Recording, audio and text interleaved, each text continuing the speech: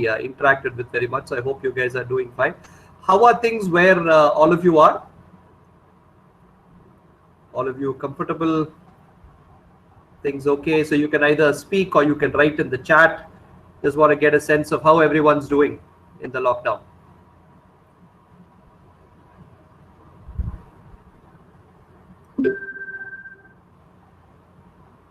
I think it gets a while for people to moving. So comfortable in home. That's comfortable home is good. Yeah. So better get used to being comfortable in home. So I hope Shubham says decent here in Bangalore. Good. So first of all, I hope is anyone here in a containment zone or something like that?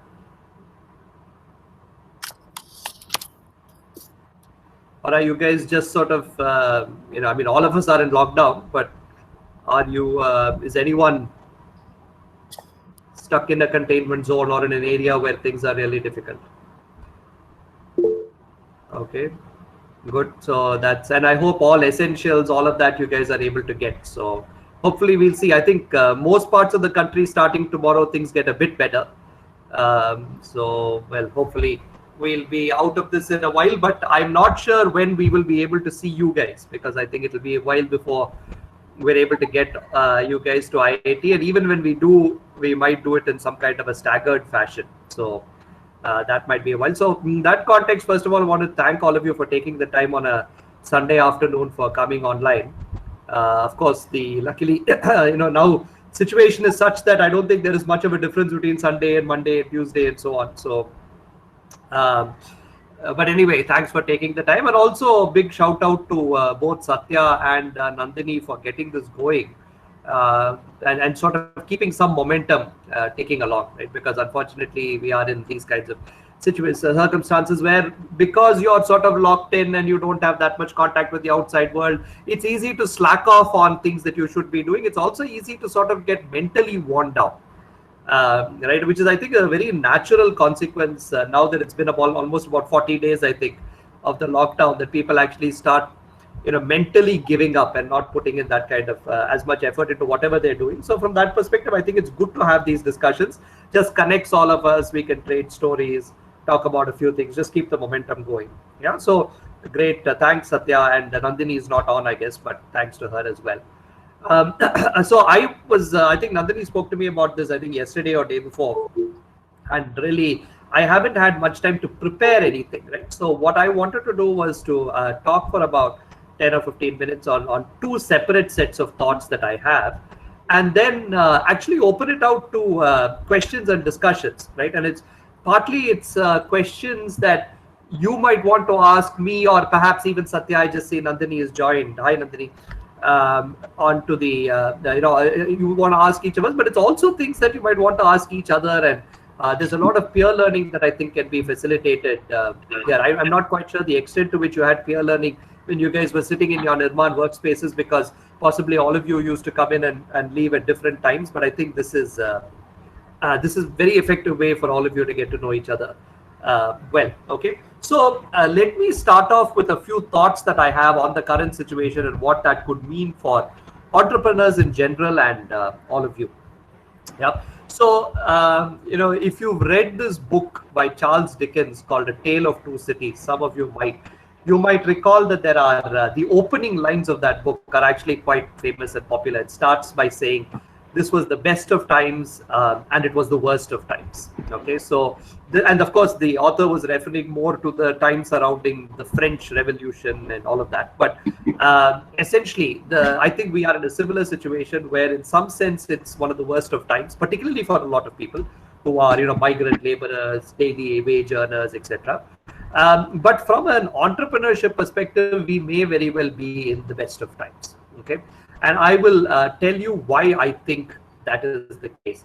Some of you might have listened to a talk that I'd given some time ago. I've given these talks a few times, where I try to differentiate between this notion of a need and an opportunity, right? So a need is self-evident. It's something that people require, but all needs need not necessarily translate into good business opportunities, right? So for instance, I have a very specialized piece of equipment that's got a very unique shape, and therefore I want a suitcase where I can carry that equipment. And you can come up with a custom made suitcase with the right kind of padding and the right dimensions, etc., to allow me to transport my sort of eccentric piece of equipment, right? And so you would be fulfilling my need, but virtually no one else in the world, or very few people, might actually have such an equipment or a device that might require the kind of suitcase or packaging that you are developing, right? So that is an example of a need that may not necessarily translate into an opportunity.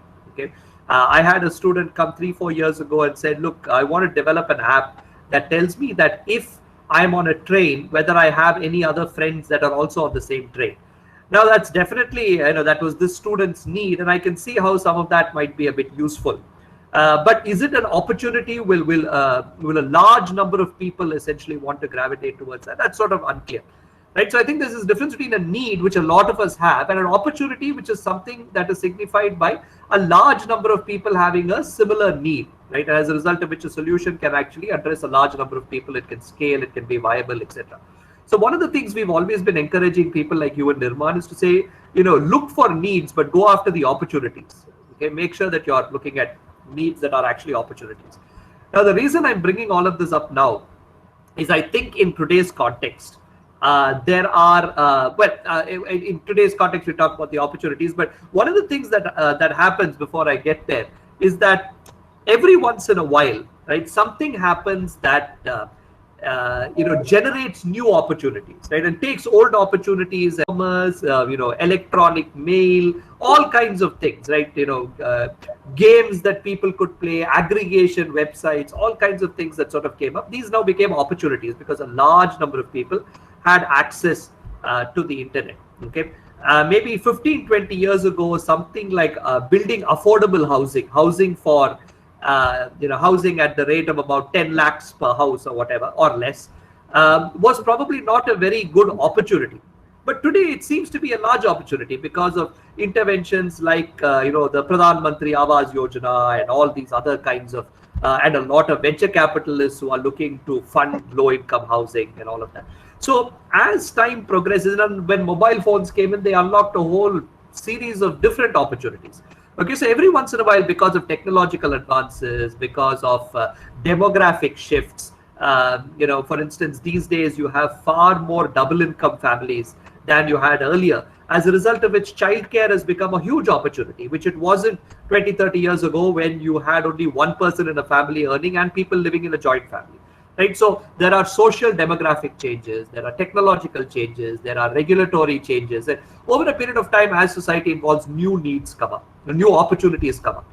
And I think COVID-19, right, for all the grief that it has caused us and for all the hardships that it has caused people, actually is going to start, start creating a series of very different opportunities. And I think for all of you looking at entrepreneurship, and many of you are in early stages, I think there are a few things that you might want to look at. And I'll just sort of list out a couple of things that I think that in terms of where I think society might be going. I think one of the things that we have learned now is that we are too interdependent as humanity. Right? And partly this whole thing happened because of our interdependence. How else will a virus in the province of Wuhan in China suddenly, take over and destroy Spain, Italy, to some extent India, other places? It's just because we have so many sort of goods and people that are being transported from place to place. Yeah. So therefore, I think what the world is looking at is potentially moving to more decentralized ways of working. Right. What does this mean? For instance, can we start looking at agriculture? Right, and rather than sourcing, I remember, a couple of years ago, I went and bought some fruits at my neighborhood fruit shop, fruit and vegetable shop. And that guy was proudly telling a customer, he said, none of the things you see here are from close by. They're all from all over the world. These apples are from America. These pears are from New Zealand. These whatever are from Kashmir. Right, and he was so proud that his supply chain was global. Right, and he felt he was a global player. But today, that's a huge risk, right? And those are exactly the supply chains that have been cut off right now, right? So we are actually going to start looking, for instance, in agriculture, I feel, at much more localized production, right? So if you had farms, for instance, in and outside of Chennai, or even farms, terrace gardens, rooftops, etc., that were actually producing at some sort of scale. Okay.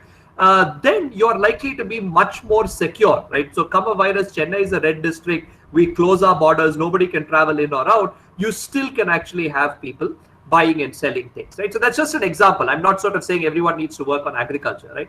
But I can, for instance, see agriculture supply chains becoming more local. In other areas like water, sanitation, whatever it is, we've always been talking about why do we need these centralized systems that are located somewhere, whether it's water storage or whether it's water treatment. Why can't we have decentralized systems, rejuvenate lakes and ponds and temple tanks and so on, and supply, have a community-based sort of supply, treatment, distribution, all of that. So for a while, the world has been talking about being decentralized, but I think we're going to see more of decentralization happen going forward. So I think that's something to think about, is to say, is there an opportunity there for any of you, right, to start looking at what you can do in more of a decentralized economy. Okay, so that's one example of what I think is an opportunity. And by the way, these are not exhaustive. I'll just give you a couple of more examples and then open it up to, and talk about one other point and then open it up to discussion. So maybe during the discussion, we can look at more examples. I think the second trend that we're going to see is a trend towards modularization, right? I think it is the world now sort of realized that if I have modules of whatever that I can put together, rather than building everything from scratch, then again, I'm going to be far more resistant in a resilient in a post-COVID environment. I'll give you an example from my field of interest, civil engineering, and one startup that went through Nirman, that where this is all coming together. There's a startup that some of you might know called Modulus Housing, right? Was in Nirman, now is incubated. And Modulus Housing, essentially, as the name suggests, is sort of building modular houses. Right, but now with Nirman, they've got this huge opportunity because people are saying, look, we want modular everything, right? At the moment, we'd like modular hospital wards. We'd like modular, I'm involved in this small project on something called a doffing station, which is when a doctor comes out before he can go back into the real world, comes out from the hospital. He has to sort of clean himself, etc. So modular this, modular that. And we might not be very far away from people saying, look, we need modular schools, whatnot. Okay, so I think modularization could be another trend that we are possibly looking at. And a third trend, which again is already amongst us, which is what we're doing right now, is more virtual interaction. Right? I think we're going to see. I just saw a newspaper article yesterday saying Tata Consultancy Services has said for the next 3-4 years, 75% of their workforce will work from home. Right, that is a huge, massive change, right, in the way people are working. To some extent, we've gotten used to it during the lockdown. We're doing this virtually. Ideally, we'd all be sitting in that workspace behind Kaveri Hostel doing this, but now we aren't. But we are leveraging a set of tools that were not necessarily built for this purpose, right? They were built, more for occasional interactions, for interactions amongst people from far corners of the world, not necessarily for interactions between you and your neighbor, and not necessarily for people teaching the piano or teaching tennis or whatever it is, right? So I think there is a lot of opportunity again in this whole sort of virtual interaction space, right? So first of all, I think there are new needs that are arising. We now need to communicate with each other differently, all of that. And some of those needs are becoming opportunities, and we need to start thinking about what those opportunities are and where you can hit those opportunities, right? So point number one is, particularly those of you who are at early stages of what you're doing, think through this and sort of see, is there an opportunity for you? Can you pivot what you're doing a little bit at these kinds of opportunities? Again, Modulus Housing is a good example because they started out saying, for people who are affected by floods, etc., wouldn't it be great if we had a quick modular housing solution so that they can be rehabilitated right away, right? Today, they are looking at, can I quickly put up an emergency ward somewhere in a hospital so that I can accommodate a few extra patients? So, right, so they're pivoting a little bit, but based on some ideas that they sort of have. So think about the opportunities, right? Now, the second point that I wanted to make is that that's all very well for some of you who are in these kinds of spaces where you can see that kind of opportunity. What if you see these kinds of new opportunities? What if you've picked a space, right, and you're already well through, your product is, your minimum viable product is out there and all of that. And, it's not so easy to sort of pivot it into a COVID world. In fact, your product was designed for a pre-COVID universe, right? In that case, I wouldn't say everything is lost. I wouldn't panic, because we will return to some sense of normalcy, right? We will go back, I feel. I mean, it's not that we will never meet physically. IIT at some point, I'm sure, will come back to full strength, all of that. It might be slow. We might have a few differences along the way, but it doesn't mean that just because you had a pre-COVID assumptions, your assumptions are wrong. Okay. But if you wanted to pursue exactly that path, and you're sort of sitting around saying, hey, a lot of things that I wanted to do have stopped. I wanted to do some fabrication, all kinds of factories have stopped. Right, I wanted to go and meet a few venture capitalists and unfortunately, or investors, and unfortunately I can't do that anymore, right? Because A, I can't move out, and B, a lot of these investors are not really willing to meet a lot of people at the moment because they're still trying to see how this would pan out. Okay, so let's say you had a checklist of things that you wanted to accomplish in April and May and possibly June, and that checklist of things can't really be accomplished anymore, right? There's still a number of things that you guys might need to do, which are often integral parts of businesses that often get neglected. And this would be a really good time to go visit some of them, right? So I just put together a small list, and I'll just 5 or 6 points. I'll just read out from that list. Marketing material, right, is something that I find that a lot of people prepare, but don't really, I mean, they're so involved in the product, particularly in Nirman, that you don't really spend as much time on developing your brand, right? And this is probably a good time to spend some time on those kinds of activities, right? So for instance, do you have a really nice brochure of what you guys are doing? Okay, so that when Mr. Lakshmi Narayanan, who walked in the other day and met a few of you, when he comes in, you can hand him a brochure, right? Have you, what is the state of your logo like? Okay, have you really had time to think about and work on a good logo? Okay, do you have a good website up and running? Okay, and again, you can sort of go to GoDaddy or whatever, and you can sort of build one on your own, or you can, if you're good at coding HTML, you can build one from scratch. But I think sort of this is a good time to focus on activities like that, which you can very well do sitting at the comfort of your home and in front of your computer, right? So that's one set of activities you might want to sort of look at. Okay. Second set of activities is in terms of documentation. Okay. Now, for those of you who are doing something that is software related, of course, your code needs to be documented. But even otherwise, if you guys are doing something hardware related, right, there's a lot of documentations in terms of product documentation, frequently asked questions, tutorials that you might want to give people, training material. All of that kind of stuff can be put together now, right? Again, that sort of stuff that in my experience goes on the back burner because you're working really hard on developing the product, selling it, installing it, etc. That some of these sort of product documentation aspects fall apart, right? So again, that's something that I might encourage you guys to work on as a team if you have some time, okay? We always insist that you do a competitor landscape analysis, right? So who else is in the business of what you're doing? Who else is in a tangential business of what you're doing? So you guys have gone through or will go through things like the business model canvas and all of those kinds of things, right? Some of you might even have gone through the GDC incubate program, etc. Right? Now the GDC program is a bit robust. But the rest of these are often exercised the way we do them. We just give you an inkling of how this is to be done. And very often you take a very short amount of time and you fill in the business model canvas to the best extent possible, right? So you get an understanding of how that works. Now is a good time to revisit that with a lot more time on your hands to try to do it a lot more rigorously, right? So can you now, I mean, you might have found 5 or 6 firms that did something analogous to what you were doing. Can you extend that search a little bit, right? Can you sort of see if you can find more? Can you go more in depth into what these other firms are doing, right? So can you spend a little bit more time so that you can position your product a bit better, okay? Similarly, your whole product validation. Can you use this time to see if you can, again, do electronic demos of your products, come up with sort of, animations of what it does, etc. Try to use, some people are quite busy.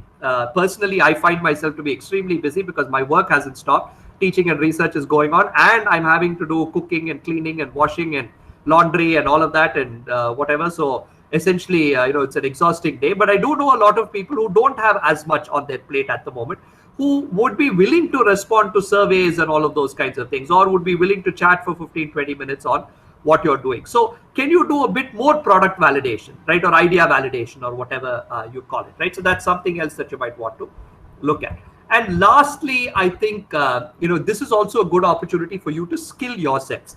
one of the common concerns we've had at IIT is that, of course, you guys are good technically at whatever you're doing, whether it's coding or hardware or embedded systems or whatever it is.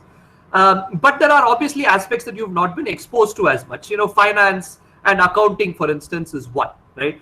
Very few of you have really gone through a structured program. Some of you have maybe done a little bit on YouTube. You've taken a class here or there, but it's really not a skill that you've really built. And now is a great time to actually start building that skill, right? So whether it's Coursera or NPTEL or just YouTube or whatever it is, I leave that to you. But this is sort of a good time to sort of say in a disciplined manner every day from 9 to 10 a.m. I'm going to go and watch one more of those videos, just like you guys are probably watching Netflix serials and sort of doing one episode a day or 2 episodes a day. Put this in the same category, right? And skill yourselves on something that you know that you're not that strong in, whether it's sort of marketing or finance or accounting, reading a balance sheet, whatever, right? So I would suggest that even if you're think about how you would fit into this post-COVID world. Where are the opportunities? COVID-19. Or think about how you might keep yourselves busy by doing any of these sort of kinds of activities, right? So that at the end of this lockdown, when we all come back to normal, right, you guys have not lost 1 month or 2 months or 3 months, right? You guys have used that time productively. You've taken a detour. You've not done the activities you wanted to do, but you're exactly where you need to be when you start looking at, the next couple of years where you wanted to be. You've done a bunch of very critical things. Okay. So I've gone on for quite some time. So I will stop here, and we have a little bit more than half an hour left in this session. And what I'd like to do is to hear from all of you, right? Either, you can respond, question, comment. Your comments can be to me, can be to each other. I see a few others on this call. Satya is here, Nandini is here. I see JP is also here. So I'd encourage them also to sort of jump in and clarify. So let's open the floor now to your thoughts and questions. Thanks, Ashwin. I think you nicely summarized a few of the points. I really gelled with the documentation part, where in fact I was able to push out a few of those papers that I was sitting on for quite some time. And I think similarly, a lot of other activities, Vipul, who's one of my scholars here, and I've been pushing him on documenting his own research because nobody is there to bug him, but he also can't do anything without them there. So he's still stuck on campus. But I would like to hear from some of our other Niman students here, what they've been up to. And I know Satvik is there, who's been in touch with me. He's been able to make some face shields and quite active in getting some products out into COVID in terms of support of COVID. He's converted this to a real entrepreneurial opportunity. Like that, I would like to hear stories from somebody else who are here and would like to share their experiences. Yeah, great. Let's get a few thoughts. And I actually have a couple of points to make based on the face shield work that's relevant, but I'll hold on to that and maybe we can have a few questions and then I'll sort of comment on that.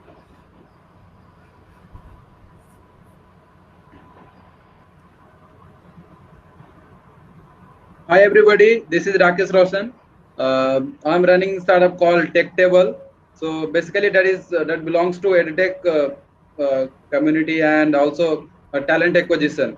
So that especially during this time, that has got a really boost where the companies were working from home and they were looking for work from home interns, and the students also, they were sitting at home. So we thought to take opportunity to mentor them and to give them some online webinars and mentorship program. So we were actually thinking of what sort of things we can start with, and this opportunity was really golden opportunity for us to get started, and we have got a good responses from the students and from the startups as well. So this was really a good opportunity for us, in fact. So excellent, Rakesh. I mean, I think you guys were, it's great. You guys were sort of in the right place at the right time. You had exactly a product that people need at the moment. But sort of to talk about what you've done and also what Satvik is doing with the face shields, I think the question is, great, you guys have been doing something that's relevant today.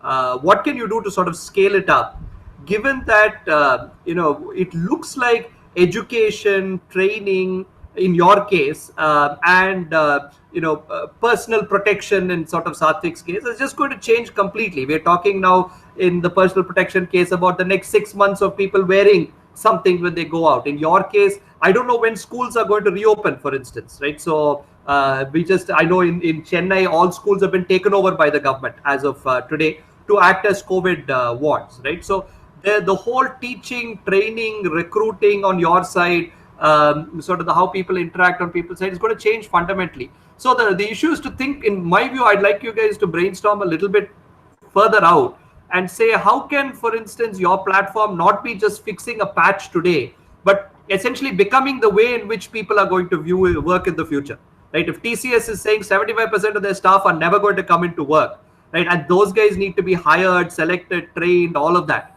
then, how do you guys be the platform that makes that happen, right? That's where I'd like you guys to think. Yes, sir, sure. Thanks for the insight. And especially the points which you mentioned regarding working on the browser and documentation, those points are really very helpful, because sometimes we are just busy in doing things, but we do not keep the proper track of what we have done. So I think those points were amazing. Great. Thanks. Thanks, Rakesh. Others?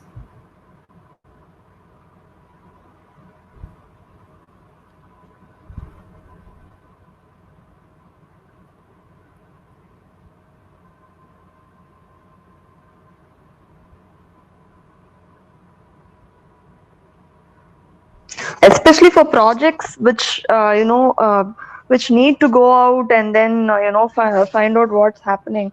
So how do you guys manage? Like, for example, Dhairya Shield's team is there here. I can see Karan and Dhairya here.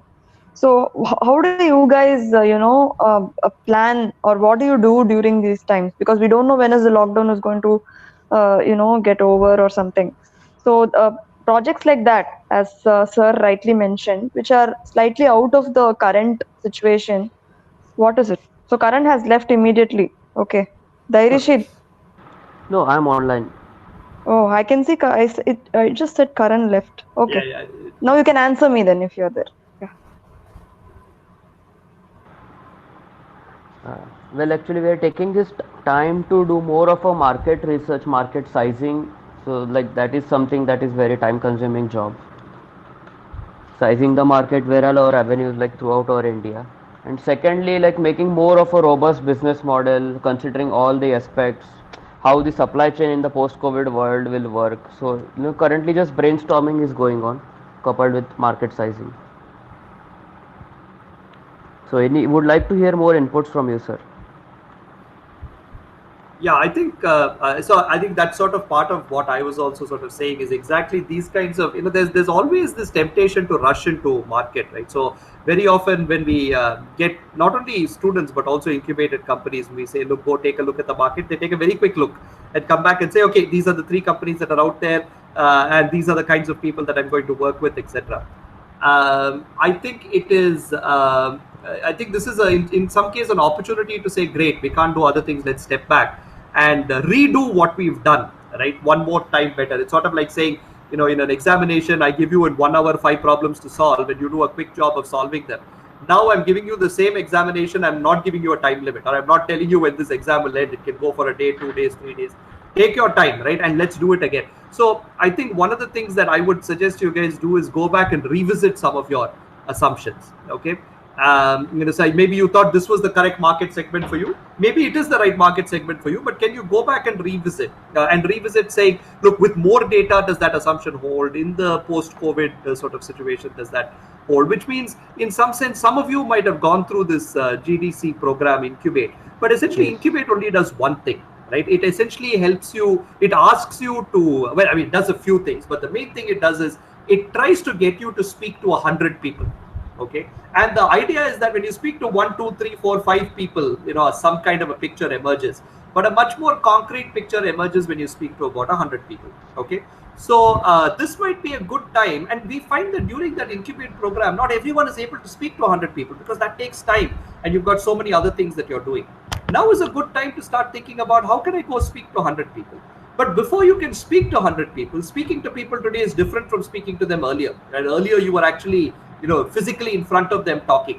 Today, if you can't do that, then you need to be able to sort of tell your story in a way that is sort of electronically compatible.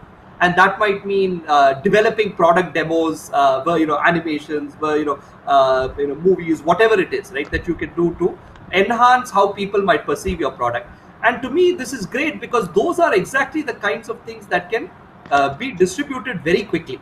Right, and can sort of spread like wildfire. Those are the kinds of things that within WhatsApp you can actually spread across groups and say, look, here's what I'm doing. Tell me how I'm going about, and so on. So I'm going back to the fact that I think, Karan, you're exactly, I think you're spending your time wisely by going and relooking at customer segmentation, market segmentation. And if you aren't already, then I think sort of trying to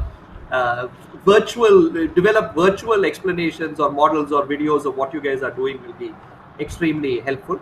Might also be a good time to look around us and see again in Nirman, we tend to be a bit locally focused, right? In the past, this is not, obviously not everyone is, but we tend to be sort of regionally focused. We tend to be nationally focused. We are very rarely internationally focused, right? Now, to be fair, this COVID-19 has hit other countries harder than it has hit us, right? Whether we are under-reporting cases, etc., I don't want to get into that, but the optics are that others are far worse off, which means some of the solutions that you guys are offering might actually have a far better uptake in other countries than here. And as long as you're offering them on a virtual platform, etc., why not? So this might also be a good time for people like Karan and others to start thinking of, is there a near-term international expansion possible, as opposed to the traditional route of, let me do it regionally, let me do it nationally, the international will come 3, 4, 5 years later.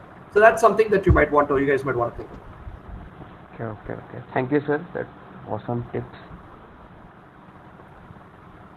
JP has a comment on the chat where she suggests that perhaps creating an MVP for a possible pilot could be something that you can think of now. I agree. A possible pivot. Sorry, I agree. If you are looking to take advantage of the COVID-19 opportunity, then just like the face shield, or just like Satya Chakravarti put his nozzles together to come out with this to help build this tunnel for disinfection, etc. I think you guys can start. But the challenge is that physical prototypes are obviously going to be difficult at the moment.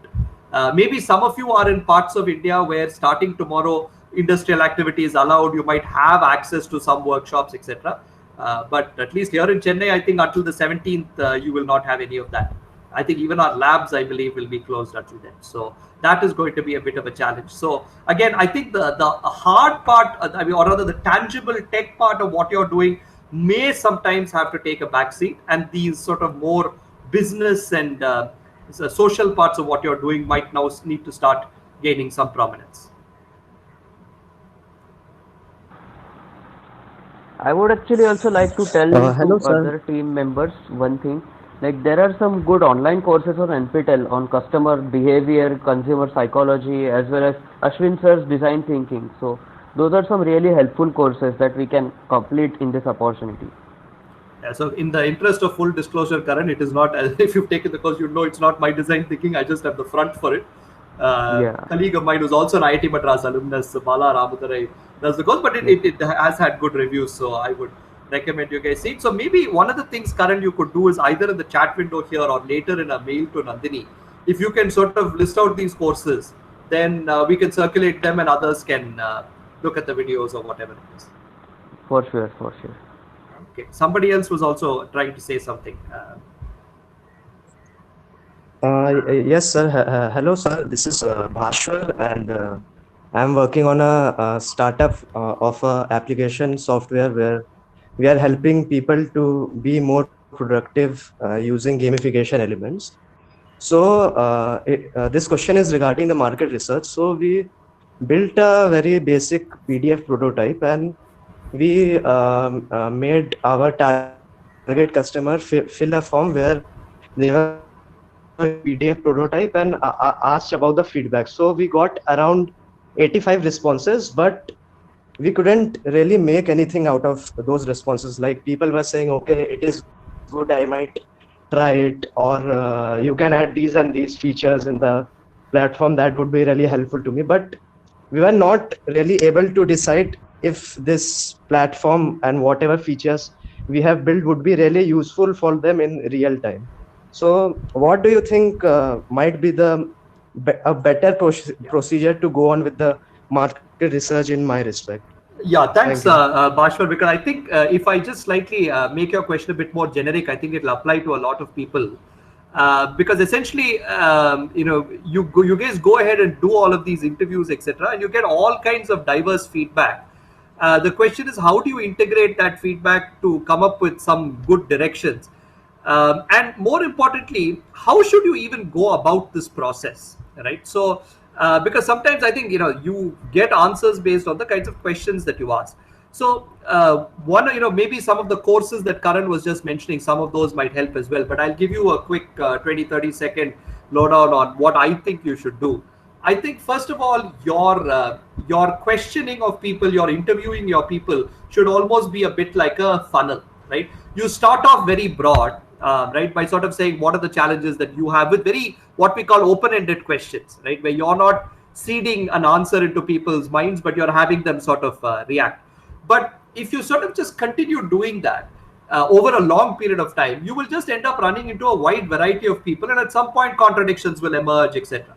So you've got to get to a point where the methodology by which you're asking questions is now a bit more narrow, right? It actually revolves, for instance, around certain kinds of features, right? Not about your product as a whole, or the use of certain kinds of features in certain kinds of situations and circumstances. So, for instance, in a conference call of this manner, what would you want to do with the video feed, right? So very specific sort of questions on an application area, the video feed, in the context of this sort of conference call and so on. So I think you've got to first continue to evolve your questioning methodology so that you can actually get deliberate feedback. And you also then, I think, finally have to get into some kind of an experimentation phase, right? Where you say, if you have some kind of a product available, even if it's not got all the bells and whistles and all the all the troubleshooting done, can people use it as sort of a beta version and not necessarily tell you anything, but just by your observation of how people are using it, right? You can tell a lot about what features are being used, what are not, etc. So I think this whole methodology of speaking to people about your product, right, is not a one size fits all thing. And I'm just giving you the very high 20,000 feet version, right? We can break this down into much more granular steps, but you've got to sort of evolve it and get to a point where you start off at the open-ended questions and you end up more with the what we call a design charrette, right? Where you essentially sort of say, look, here are a few people who are using my tool, and ideally I'll have a complementary set of people who are doing the same task without using my tool, right? And there, that allows me to validate what I'm doing, allows me to sort of articulate what the benefits are of using, not using. So again, in this sort of COVID kind of period, I wonder if people like you can actually move down that pipeline and even get to a point where you're saying, look, can my tool software platform that you're developing be used by some of these companies, for instance, that are doing online work to understand what the productivity is like. And I can tell you that while I just told you guys that I was super busy because I have to do sort of household work as well as professional work, I feel my productivity is coming down in some sense, right? Because I just have sort of, I don't know, after a while, I'm not able to function effectively in front of, in these kinds of calls. So I typically have 3, 4, 5 hours of these kinds of meetings a day, and my productivity comes down. So if somebody can flag that, if somebody can help me solve it. So it's a very real problem and a huge opportunity that you're potentially dealing with. But you and others might need to move down that chain of, how do we get from people talking about our product in an open-ended manner to actually using the product and not giving us feedback, but us observing how they're using the product so we really understand. Because when you always ask people to give feedback, there's always a bit of a bias, right? Particularly when an IIT student is showing them a product, right? The general tendency is, oh yeah, this must be good because he's from IIT, right? You don't want that. You want people to give you hard knocks and sort of say, this is rubbish, this is not working, etc., so you guys can improve. And sometimes that's best done when you observe people working rather than just having them give you feedback after the fact. Yes, sir, I totally agree to it. Thank you very much.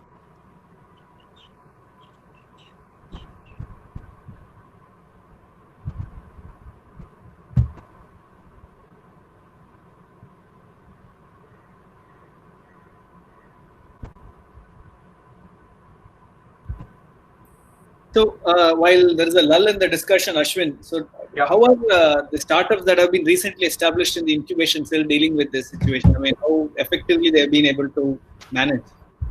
So I don't have a. I mean, I don't know the full data about this, but there are. I think there are two categories of startups: the ones that are post-revenue and the ones that are pre-revenue. The ones that are making revenue, there are some schemes from government, right, which allow them to, which give them, some soft loans that they can use to meet their payroll and whatever for the next few months. There's some sort of terms and conditions that have come in, some grants that are being given, etc. So some of the post-revenue startups, I think, are leveraging some of those. A few, like our modulus housing kind of people, are actually slam bang in the center of, their order books has actually gone up because now people actually want their product for other, in other domains. And then there is a set of startups that are pre-revenue that are, to be fair, struggling. And that, unfortunately, is just something that they'll have to sort of tighten up their belts and, sort of ride this through. There is really no. So it's a bit of a mixed bag over at the incubation cell. The only challenge is, those guys are unfortunately in business at the moment. So they've got to sort of continue to keep chugging along. There's a lot of, chatter on, can startups do this, build ventilators, etc. But not all startups are in the business of building ventilators. So all of those kinds of moves from the government, I don't think are really having much of an impact. But so far, most of the startups seem to be either either they're doing well because this is an opportunity, they're leveraging those grants, or somehow they're just reducing their expenses and possibly taking salary cuts. And of course, they're not doing any manufacturing, no traveling at this point, clearly. So a lot of those expenses are coming down and sort of trying to work on things similar to what we've talked about to stay afloat. Okay, so that's sort of my sort of view from here, but I really haven't gone and looked under the hood.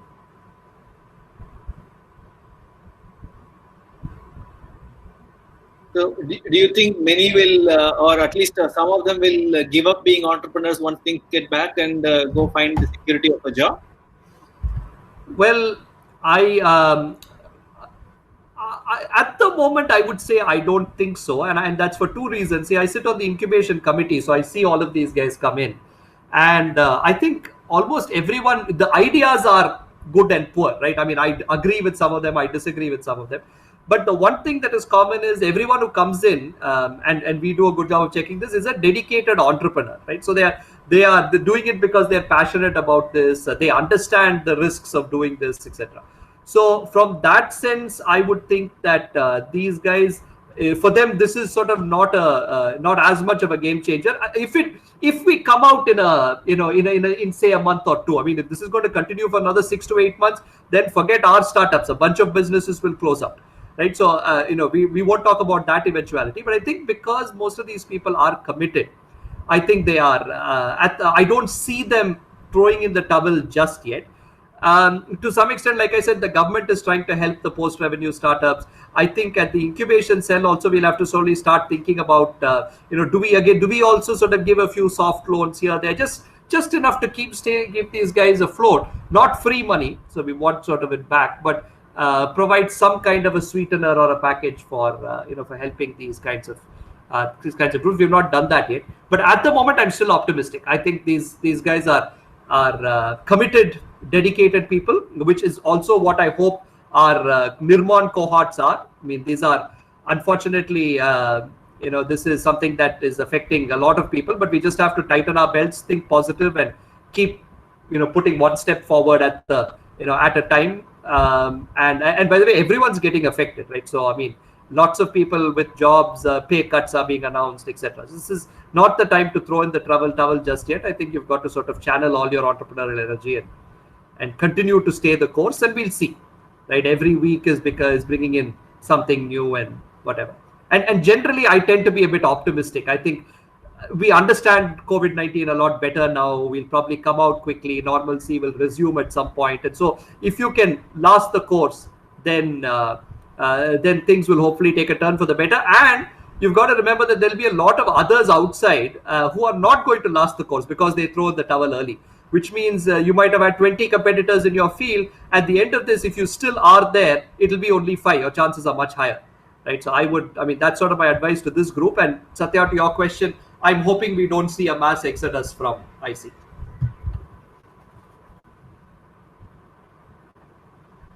Hi, Deborah here. On the other hand, in education sector especially, I'm seeing a lot of new startups or new projects mushrooming. So is that something which is going to stay, or what would be the prerequisite for them to stay on and sustain themselves after the COVID scenario? JP, you're talking about the guys in the education space? Yeah, especially in the education, training, and that kind of space. Yeah, I think that space among all spaces is going to change dramatically, just because I think we've all realized that is one of the most effective things that can be done virtually.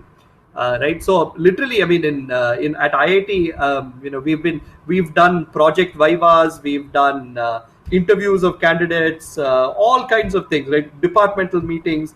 A lot of these things are being done online. And like I said, with the school situation and where people are headed, schools being taken up as wards, etc., this is likely to persist for a while. People are also starting to realize that things that they did not think could be learned remotely can be learned remotely, right? So we've just sort of I have 2 kids and they learn musical instruments. We always had the view that yes, it's theoretically possible, but it's not effective to do these kinds of things online. But it turns out that it's more effective than we thought, but less effective than we like, which again represents an opportunity in a variety of fields, right? So I think that space is going to be reinvented. I think it's up to the people in that space, Karan, others. I don't know, Divanshu, I guess, is not here, but he's sort of in that space as well. Number of others, right? I'm not going to name all of them, to really understand the opportunities and try to sort of look at solutions. Now, one of the things that can be done is I see now a lot of webinars that are being hosted online, right? Some of them are pretty good. So you have Confederation of Indian Industries, right? That does one, or FICCI, or Madras Management Association, or the Chennai International Center, right? So tons of webinars on all topics. I think it would be useful for you guys to keep a lookout and make sure that you're attending the webinars related to the field that you're in. So education in this case, or manufacturing for somebody else, etc. Because typically they have 2 or 3 top-notch people who have nothing else to do today, so they're coming in on webinars, factories are shut, and giving a pretty good idea of how they think things will change. And these are leaders of industry. So I think listening to those would be great, would be a great way to sort of answer JP's question on where is this going, what can I do differently. So do try in this day and age. I got 5 or 6 webinar invites today on digital technology in metros, to the legal implications of or how the legal system will have to change going forward to protect the rights of people because of in this sort of post-COVID age where data may be freely available, and all kinds of topics, right? So please keep an eye out. Please try to sort of find at least 1 or 2 a week that you guys can just sort of log in and see. And most of these are broadcast on YouTube or whatever. Thank you.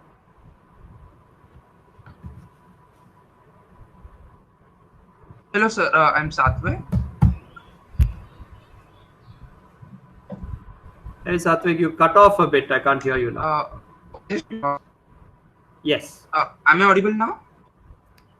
So I just obviously wanted to take your opinion on the face shields, as you said earlier. And other thing I experienced is, especially in this point of time, the supply chain as it is in shackles. So it is really tough getting in touch with manufacturers, and for some reason, people didn't even know what I was talking about. So those are some of the difficulties I faced, and definitely there'll be opportunities going in manufacturing sector, and also considering other multinational companies are looking to bring their manufacturing to India from China. Yep. So that is obviously debatable, and I don't know to what extent, but it will be happening.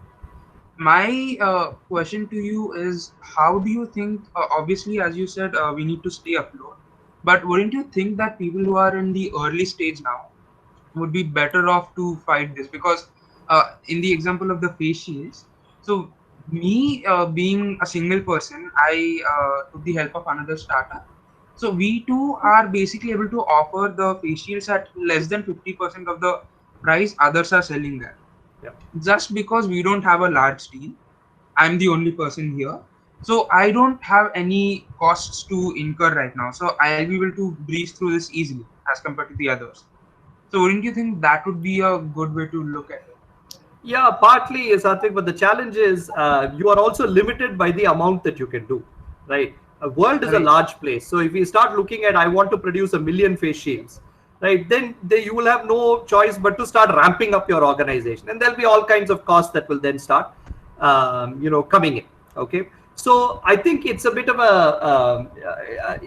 I think the advantage of early stage players is not so much that they are small, but the fact that they are nimble, right? In the sense that you can quickly change your design to accommodate, because you don't have sort of this legacy system that you're already sort of manufacturing. So I think you guys are in a better position to pivot and therefore offer something of higher quality, so that even when your costs, when you actually start producing, when your costs actually start hitting what would really be the market price, you would still have a product of better quality. But the other sort of thing that came up as you talked about is, as you said, manufacturing, the manufacturing supply chain is extremely global at the moment, and therefore if you want a particular piece, earlier you would have ordered it and you wouldn't really care where it came from. It might come from Himachal Pradesh. Today, from Himachal to Chennai, although technically they say essential goods, trucks can move, etc., we have no idea of how that supply chain works, right? So one is, I think we have to reinvent this is one of the points I was making at the beginning, saying we have to reinvent our supply chains to be much more decentralized, to be much more local, right? What that now means is that there is an opportunity to set up businesses of smaller scale in regions where earlier there was no opportunity for that business, because people would say, no problem, we'll order from Himachal, right? And then there'll be one bulk fellow in Himachal who has got economies of scale and cutting down his costs. So there's just no point setting up a small shop here in Chennai, because your costs will be much higher. You don't have the same economies of scale. Today, that equation will change, right? And so I think that represents, a series of opportunities that you guys can think of leveraging. So I wouldn't, in summary, I think there are opportunities in revisiting the manufacturing supply chain. I think, yes, from a pilot perspective, you guys are cheaper, but I really think your advantage is being more nimble, right? And being able to adapt very quickly, because you guys are just evolving your design as opposed to a legacy manufacturer. Right.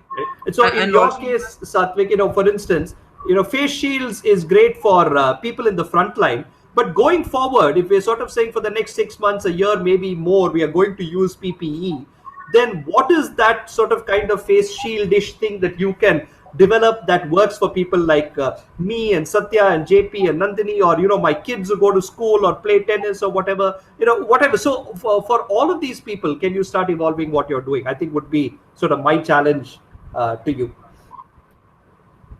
Right. Actually, a couple of things did come up in my discussions with a few people. So one of them was whenever you're going out for shopping, or whenever you're actually using the elevators. So as of now, we are quite used to pressing the buttons. But I, for one, even before this COVID situation, wouldn't usually touch those elevator buttons. I would just take the stairs. So that is something people are focusing on. So this idea started coming up. It's not so expensive to install a contactless sensor for the elevator buttons. So all these things, yes, definitely we are working on that. Yeah. This So is just great. an example. Just think, be creative, right? Just dream a bit. And great, these are good ideas. Great. Any other questions? We've got a couple more minutes if people have anything else. I mean, we can stay longer as well if people want to interact, but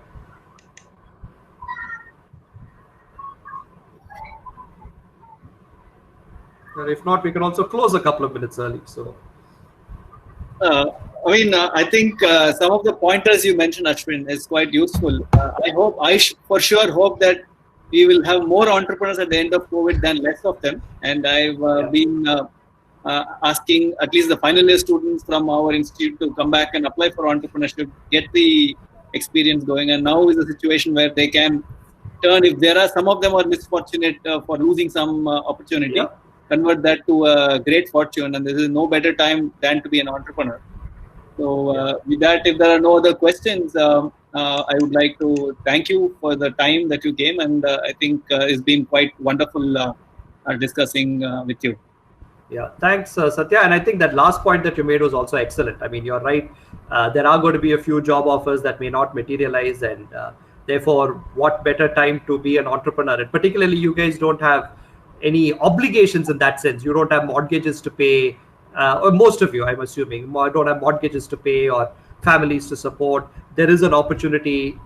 So yeah, I agree. I hope we see the number of entrepreneurs, the number of people who enroll into Nirman, all of these things going up. So yeah, so great. I really enjoyed this, and I'm really hoping, I know there'll be more of these sessions on a periodic basis. I won't, I mean, somebody else will be leading the next one, but I'm hoping to just sort of come in and participate and listen to some of that. So hopefully we can keep this momentum going. It was good to see. I think we were somewhere between 20 and 25 people over the course of the afternoon. So I think that's a good crowd. So good, congratulations on getting this started, and I hope we can do this frequently and everyone can benefit from it. Thank you. Thank you. Thanks a lot, Ashwin. Have a good evening. Bye. All right.